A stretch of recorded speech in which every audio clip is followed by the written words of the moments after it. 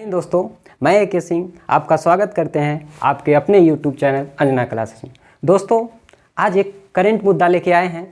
अपने पड़ोसी देश म्यांमार में सेना ने तख्ता पलट करके फिर से एक बार लोकतंत्र को शर्मसार कर दिया है। तो दोस्तों, इसी टॉपिक को समय को बिना लैप्स करते हुए आगे बढ़ाते हैं।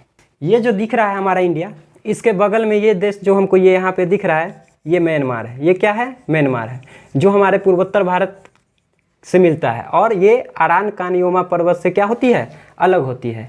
तो ये जो घटना आज की है, यही म्यांमार देश के बारे में बताना है। अभी जो मुद्दा है उसको हम बारीकी से समझते हैं। देखिए, ये जो म्यांमार अभी हम दिखाए थे, उसका पुराना नाम बर्मा था। म्यांमार का पूरा नाम क्या था? बर्मा था। इस पे 1824 से लेके 1848 तक 1948 तक ब्रिटिश का शासन था और 1935 में एक अधिनियम आता है, जब भारत का ही ये पार्ट बना हुआ करता था। 1935 में ब्रिटिश ने एक अधिनियम लाके 1937 में इसको आज़ाद कर देता है। आज़ाद नहीं करता है, इसको भारत से अलग कर देता है। अभी जो हालिया की जो घटना है, यानी आज की 1 फरवरी 2021 को वहाँ की सेना ने तख्ता पलट करके सैन्य सरकार को अपने अंडर में ले आया है और वहाँ का जो चीफ सैन है, उनका नाम है मिन आंग ह्लाइंग। इन्होंने क्या किया है, वहाँ के जो स्टेट काउंसलर, जो कि प्रमुख नेता मानी जाती है आंग सान सू, उनको नज़रबंद करके गिरफ्तार कर दिया और वहाँ के राष्ट्रपति का नाम है बिन मिंट। इन दोनों को क्या कर दिया गया है? गिरफ्तार कर दिया गया है। कारण क्या है? आप पूछिएगा कि इसका कारण क्या है कि गिरफ्तार हो गया दोनों को। तो 2020 में एक चुनाव हुआ था म्यांमार में, उसमें आंग सान सू की पार्टी ने भारी बहुमत से जीत हासिल की थी और सेना का कहना था कि इस चुनाव में बहुत धोखाधड़ी हुई है और वहाँ के जो चुनाव आयोग थे, उनके ऊपर सेना ने दबाव दिया था कि इसको क्या किया जाए, सोल्व किया जाए, लेकिन चुनाव आयोग ने सेना की इस मांग को खारिज कर दिया था। जो यहाँ का जो आंग सान सू की जो पार्टी था, उनका नाम है NLD, यानी नेशनल लीग फॉर डेमोक्रेटिक। इन्होंने ऊपरी और निचली सदन दोनों मिला के 476 सीट में से 396 सीट पर जीत हासिल की थी। कारण क्या है कि 2008 में सेना ने एक नियम लाके वहाँ के जो भी संसद में है 25% अब सीट जो है अपने नाम से आरक्षित कर लिया था और इस बार जो आंग सान सू की जो पार्टी है, उन्हें भारी बहुमत से जीत होने के कारण उनको जो सीट है 25% से कम आया और आज के डेट में यानी 1 फरवरी में वहाँ की प्रथम बैठक होनी थी। उस बैठक की शुरुआत होने से पहले ही सेना ने दोनों बड़े नेता को गिरफ्तार करके नज़रबंद कर दिया है और वहाँ पे 1 साल के लिए इमरजेंसी लगा दिया गया है। तो दोस्तों, ये है अभी वर्तमान की घटना। अब हम इसके पहले चलते हैं कि म्यांमार का इतिहास क्या है। म्यांमार में इतना जो आज के डेट में देख रहे हैं नागरिक सेना, इसके में ऐसी नागरिक सेना नहीं आए थे। म्यांमार में 1962 से लेकर के 2011 तक लगभग 49 वर्षों तक वहाँ सेना का ही शासन था। उसके बाद क्या होता है, 2011 में 10 में चुनाव होता है और आंग सान सू की पार्टी जीत हासिल करती है और वहाँ लोकतंत्र की स्थापना होती है। तो इसको हम आगे समझते हैं। देखिए, ये जो आंग सान सू है, इनका जन्म जो है 1945 ईस्वी में हुआ था। 19 जून 1945 ईस्वी को हुआ था। जब ये 2 वर्ष की थी तो इनके पिता का निधन हो जाता है। उसके बाद बहुत गरीब परिस्थितियों से ये गुजरते हैं। 1960 ईस्वी का समय आता है, तब ये पढ़ने के लिए लंदन चल जाते हैं। वो ऑक्सफोर्ड यूनिवर्सिटी में, कहाँ चल जाती है? ऑक्सफोर्ड यूनिवर्सिटी में। और पढ़ाई के दौरान ही वहाँ इनकी मुलाकात अपने ही सहपाठी, जिनका नाम था माइकल एरिस, उनसे होता है और बाद में उनसे शादी कर लेते हैं और 2 बच्चों की माँ भी बन जाती है। उसके बाद क्या होता है, 1960 में वो ऑक्सफोर्ड यूनिवर्सिटी लंदन गए थे, वहाँ पे शादी किए, 2 बच्चा हुआ। उसके बाद 1988 ईस्वी की बात है, वो म्यांमार में लौटती है। जब वो म्यांमार में लौटती है तो यहाँ के जो राजनीतिक थी, उसको देख के वो बहुत आश्चर्य रहते थे। यहाँ सेना की अपना क्या था, अपना बहुत ज़बरदस्ती चल रहा था।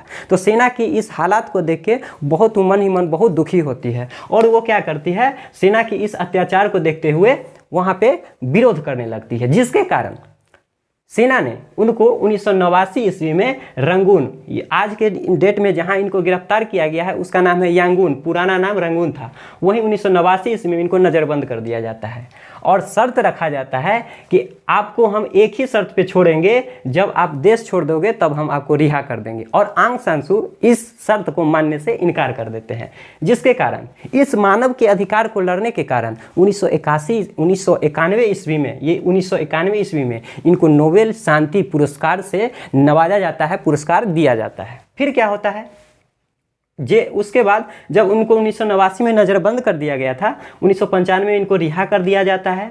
और रिहा तो किया जाता है, लेकिन इनको देश से बाहर जाने पे पाबंदी लगा दिया जाता है। फिर क्या होता है, 1999 आता है। 1999 के समय में इनकी पति की मौत, जो कि लंदन में रहते हैं, वहाँ हो जाते हैं। और वहाँ की सेना क्या करते हैं, इनको वहाँ उनसे मिलने से मना कर देते हैं। और आखिरकार आंग सान सू जी है वहाँ नहीं जा पाती हैं, अपनी पति के अंतिम यात्रा पे भी वहाँ शामिल नहीं हो पाते हैं। फिर 2000 में इनको फिर से नज़रबंद कर दिया जाता है। नज़रबंद क्या होता है कि अपने घर में ही, अब बाहर आप पुलिस के संरक्षण में हो जाओ, आपको कहीं जाने आने हर चीज़ पे आपको लॉक कर दिया जाता है, उसको ही नज़रबंद कहा जाता है। अब देखिए 2010 में क्या होता है, जब 2000 में इनको नज़रबंद कर दिया गया तो 2010 में इनको फिर से रिहा कर दिया जाता है। लेकिन 2011 में इनके ऊपर जो पाबंदी थी उस पर थोड़ा ढिलाई कर दिया जाता है, कम कर दिया जाता है। 2012 में ये क्या करते हैं, चुनाव का ऐलान करते हैं कि ये चुनाव लड़ेंगे, और चुनाव लड़ने का ऐलान भी करते हैं और भारी बहुमत से वहाँ जीत भी जाते हैं। लेकिन इसके पहले क्या हुआ था, जब एक बार चुनाव हुआ था लगभग 1988-89 में, तो इनकी पार्टी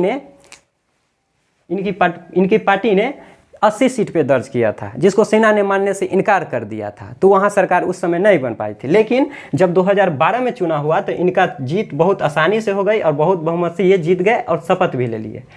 और कारण है कि वहाँ की सेना ने आरोप लगाया कि कोई भी जिसका पति बेटा कोई विदेशी हो, यहाँ का कोई बड़ा नेता राष्ट्रपति पद के लिए वो नहीं हो सकता है, जिनके कारण ये राष्ट्रपति नहीं बन पाते हैं। और इनके ही पार्टी से समर्थित, जिनका नाम था टीन को, क्या नाम था, टीन को, उनको क्या किया जाता है, 2016 ईस्वी में राष्ट्रपति बनाया जाता है।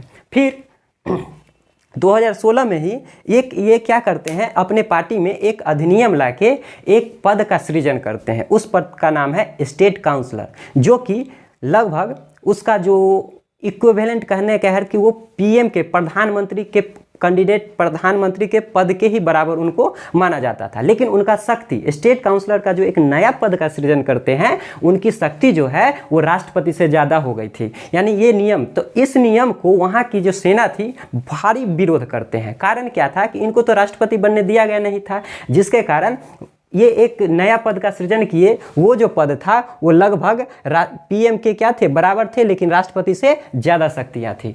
फिर उसके पहले की घटना है, जब 2012 में थाईलैंड की यात्रा करते हैं, जो यात्रा जो है इनके 1988 में जब आई थी म्यांमार, तो उसके बाद का प्रथम विदेशी यात्रा था। आगे क्या होता है, और जब ये स्टेट काउंसिलर बन जाती है तो वहाँ का जो भी शासन संबंधी जो भी चीज़ है यही करती रहती है। तो अभी जो हुआ वहाँ पे आज के डेट में सेना ने तख्तापलट कर दिया है। अब जो है इस पे क्या विदेशी प्रतिक्रिया आ रही है और भारत पर इसका क्या असर पड़ेगा उसको हम समझते हैं। देखिए विदेशी प्रतिक्रिया क्या है, अमेरिका ने है म्यांमार की सेना को धमकी दी है कि आप ऐसा नहीं करो, और भारत और ऑस्ट्रेलिया ने गहरी चिंता जताई है। ये दो अभी विदेशी प्रतिक्रिया आई है। भारत के साथ इसमें भारत और म्यांमार पर क्या असर पड़ सकता है, भारत और म्यांमार के बीच सबसे पहला तो एक सीमा सहयोग है, दूसरा नंबर सितवे बंदरगाह है।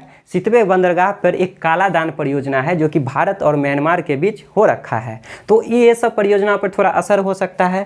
उसके बाद अभी हाल ही में इसके पहले वाले वीडियो में मैंने बनाया था कि म्यांमार को भारत ने कोविशील्ड 15 करोड़ डोज दिए थे, उस पर भी कुछ असर आ सकता है। फिलहाल अभी जैसा अपडेट आएगा हम अपडेट करते रहेंगे।